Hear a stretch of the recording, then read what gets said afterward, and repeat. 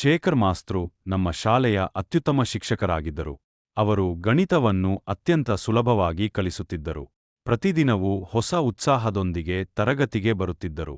ಮಕ್ಕಳೊಂದಿಗೆ ಸ್ನೇಹವಾಗಿ ನಡೆದುಕೊಳ್ಳುತ್ತಿದ್ದರು. ಒಂದು ದಿನ ಶಾಲೆಗೆ ಹೊಸ ವಿದ್ಯಾರ್ಥಿ ಬಂದ. ಅವನು ಓದಿನಲ್ಲಿ ಹಿನ್ನಡೆಯಲ್ಲಿದ್ದ. ಎಲ್ಲರೂ ಅವನನ್ನು ಹಾಸ್ಯ ಮಾಡಿದಾಗ ಶೇಖರ್ ಮಾಸ್ತ್ರು ಅವನಿಗೆ ಪ್ರೇರಣೆ ನೀಡಿದರು. ವಿಶೇಷ ತರಗತಿಗಳ ಮೂಲಕ ಸಹಾಯ ಮಾಡಿದರು. ತಿಂಗಳೊಳಗೆ ಆ ಬಾಲಕನು ಮೊದಲ ಸ್ಥಾನ ಪಡೆದ.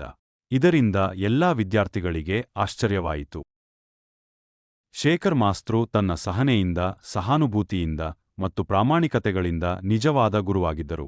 ಅವರು ನಮಗೆ ಪಾಠ ಮಾತ್ರವಲ್ಲ, ಮಾನವೀಯತೆ ಕೂಡ ಕಲಿಸಿದರು. ಅವರ ಜ್ಞಾನ ಹಾಗೂ ದಯಾಳುತ್ವವನ್ನು ಎಂದಿಗೂ ಮರೆಯಲಾರೆವು. ಗುರುಗಳು ದೇವರು ಎಂಬ ಮಾತಿಗೆ ಅವರು ಜೀವಂತ ಉದಾಹರಣೆ. ಈ ರೀತಿಯ ಶಿಕ್ಷಕರು ಸಮಾಜಕ್ಕೆ ಆಸ್ತಿ.